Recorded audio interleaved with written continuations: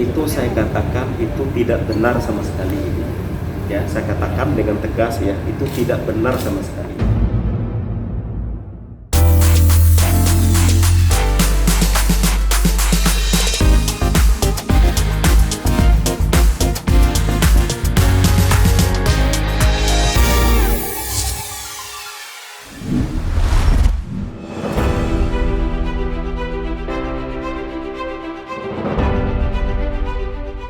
Baru-baru ini nama Mansyardin Malik yang merupakan ayah dari selebgram Taki Malik ramai menjadi perbincangan publik lantaran diduga melakukan penyimpangan seksual kepada mantan istri-istrinya Marlina Oktoria Kawuwung yang dinikahinya pada 19 Juli 2021 lalu. Kabar tersebut mencuat lantaran Marlina yang didampingi kakak dan kuasa hukumnya mengungkapkan hal tersebut di hadapan media pada Minggu 12 September 2021 lalu. Dalam kesempatan tersebut, Marlina mengaku tak tahan dengan perlakuan suaminya hingga meminta untuk berpisah di usia pernikahannya yang baru berjalan 2 bulan. Marlina menyebut jika Mansyardin telah melakukan penyimpangan seksual lantaran telah memintanya untuk melakukan hubungan suami istri di saat dirinya sedang menstruasi, serta memaksanya berhubungan suami istri dengan tidak wajar melalui anal hingga menimbulkan cedera, di mana dari hasil visumnya ada kerusakan yang sangat signifikan di bagian anal hingga stadium 4.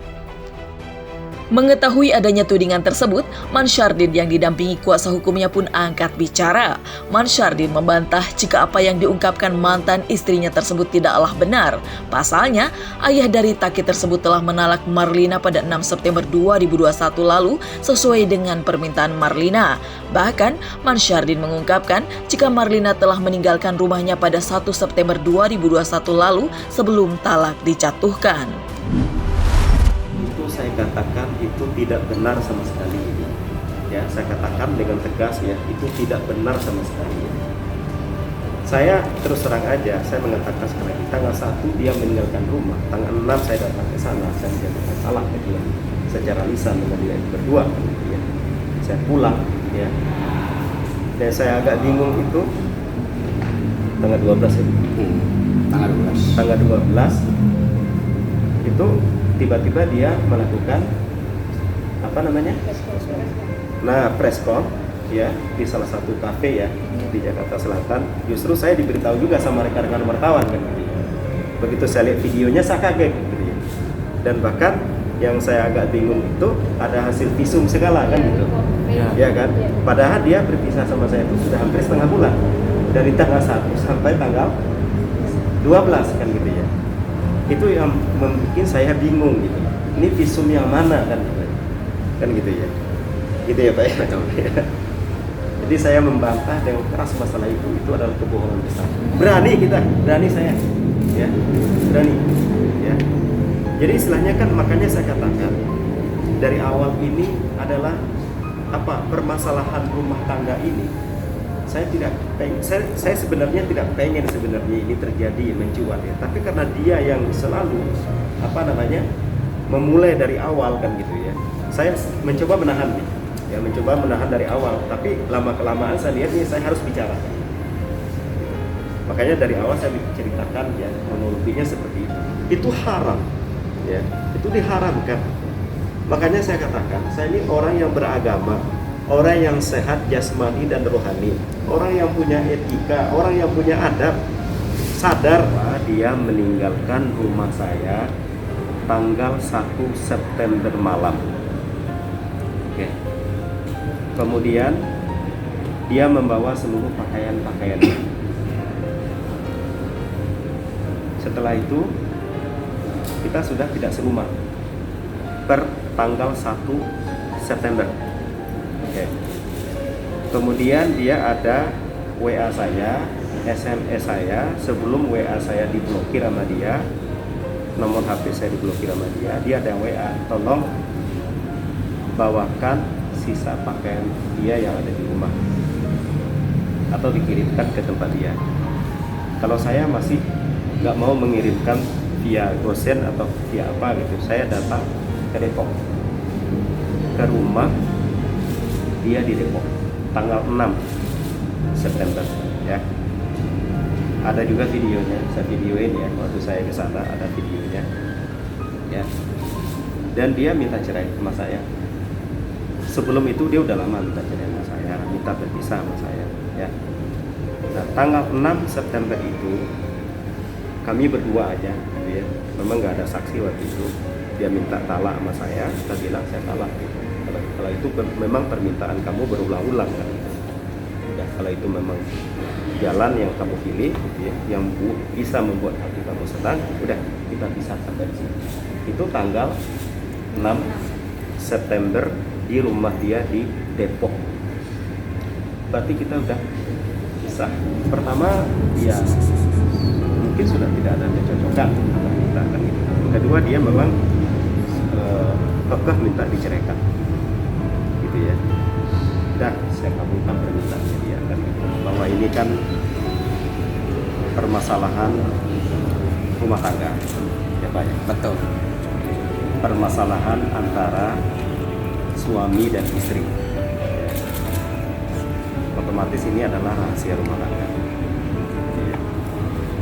Yang tidak selayaknya masalah rumah tangga itu publik tahu kan. Tentu di antara mas-masnya, mbak-mbaknya ada yang sudah berumah tangga kan. Kira-kira senang nggak permasalahan rumah tangganya diketahui sama publik, ya kan? Tapi karena dari pihak sana, ya, dari pihak mantan istri saya sudah membawa masalah ini kepada publik. Pertama saya sangat menyesalkan. Kalau umpamanya dikatakan penyimpangan dan diterima visum, coba pikirkan kita, apakah kita mampu untuk mengambil visum itu atau rekam medis itu? Itu kan rahasia dokter, nggak mungkin bisa diambil. Kalau dia misal umpamanya lukanya di luar daripada ya, di luar dari tanggal umpamanya tanggal 6 ya, tanggal 5, tanggal 4 mungkin itu luka, mungkin dia pada waktu itu kan berseteru. Bisa bagaimana caranya lukanya dia, bagaimana juga tanggung jawabnya. Tetapi ketika saat tanggal ini tidak ada masalah, tidak ada masalah. Apa masalahnya gitu loh? Selesai. Tetapi setelah itulah dia membuat kebohongan publik yang mengatakan bahwa Ayah Taki Malik ini adalah penyimpangan. Penyimpangan di mana? Simpang yang mana yang dilakukan? Ya, kalau misalnya penyimpangan itu, kita sudah bertanya kepada Ayah Taki Malik, ada kelainan jiwa enggak? Ada organ tubuh yang ada penyimpangan enggak? Atau ada yang satu menonjol dalam pikiran yang negatif tidak? Nah, dia bertanya, dia normal kok, betul nggak? Betul. Normal. Normal. Disitulah. Punya ya? agama, ya. Itu. Punya tuntunan, ya. Sehat, zahir dan batin, ya. Tahu aturan, batasan dalam agama itu tahu. Nah, ya.